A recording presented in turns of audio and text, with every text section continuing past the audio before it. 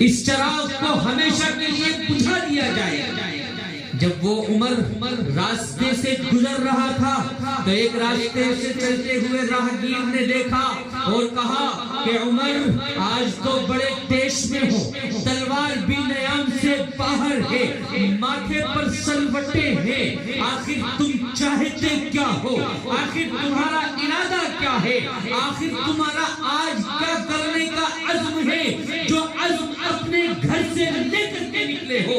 عمر نے کہا کہ بس بہت ہوا، ہمارے بتوں کی توہین کی گئی، ہمارے خداؤں کو رسوا کیا گیا، لیکن آج میں اس کام کو ہمیشہ کے لیے بند کر دینے کے لیے جا رہا ہوں۔ وہ عمر جس کی ماتھے پر سلوٹیں تلی ہوئی تھی، جس کی تلوار نیام سے باہر نکلی ہوئی تھی، اس راہگیر نے کہا عمر دین کا چراغ تو بعد میں بجھانا، جا پہلے اپنے گھر جا اور اپنے بہن کی خبر گیری کر، وہ رسول اللہ کے دامن میں پناہ گزیر ہو چکی ہے۔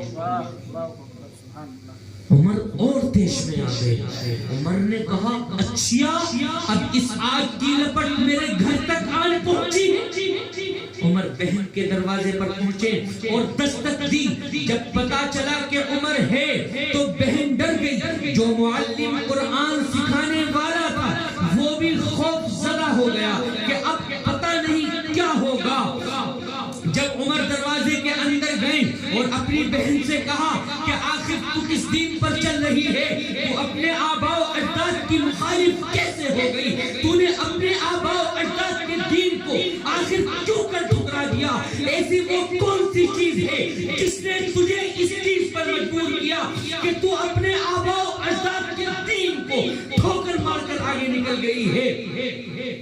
تو عمر کی بہن نے کہا عمر تو نہیں سمجھے گا، تو ابھی نہیں سمجھے گا، کیونکہ تیرے دل میں رسول اللہ کا عشق ابھی معجزہ نہیں، رسول اللہ کی محبت کا چراغ ابھی تیرے سینے میں نہیں جلا، تو اس چیز کو اور اس حقیقت کو نہیں سمجھ سکتا۔ عمر نے اپنی بہن کے چہرے پر تماچا رسید کیا اور کوڑوں سے مارنا شروع کیا۔ عمر کی بہن مسکرا کر کے بولی عمر یاد رکھ اگر تیری رگوں میں خطاب کا خون دوڑتا ہے اور تو خطاب کا بیٹا ہے تو یاد رکھ میں بھی خطاب ہی کی بیٹی ہوں اور میری رگوں میں بھی خطاب کا خون دوڑتا ہے۔ نعرہ تکبیر! عمر نے کہا عظمت خلفائے راشدین گلی گلی نگر نگر عمر تو عمر نے کہا اپنی بہن سے تو آج مجھے قرآن پڑھ کر کے سنا، میں دیکھنا چاہتا ہوں کہ اس قرآن میں کیا تاثیر ہے کہ جس نے خطاب کی بیٹی کو اپنے آباء و اجداد کے دین کو ٹھکرانے پر مجبور کر دیا۔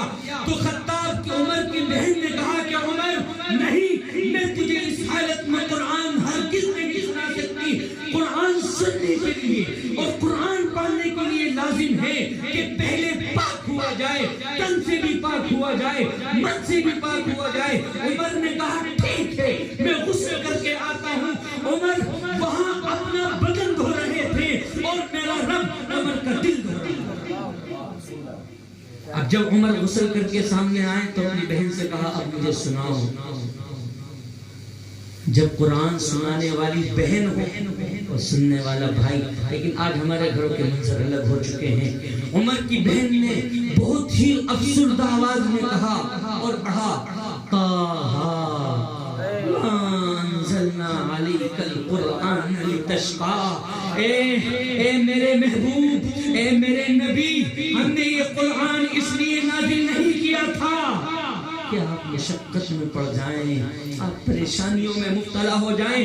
جب عمر نے یہ سنا تو عمر کے پیروں تلے زمین نکل گئی۔ عمر نے کہا کہ مجھے اس رسول کے دیار لے چلو، مجھے اس رسول کے قدموں میں لے چلو۔ عمر اپنی بہن کے پیچھے پیچھے مسجد نبوی کی طرف روانہ ہوئے اور جب مسجد نبوی میں داخل ہوئے تو رسول کے چچا حضرت حمزہ کو نے دیکھا اور کہا کہ آج عمر بڑے پیش میں آ رہا ہے، عمر کی تلوار بھی نیام میں نہیں ہے، عمر کے ڈھنگ کو ٹھیک نظر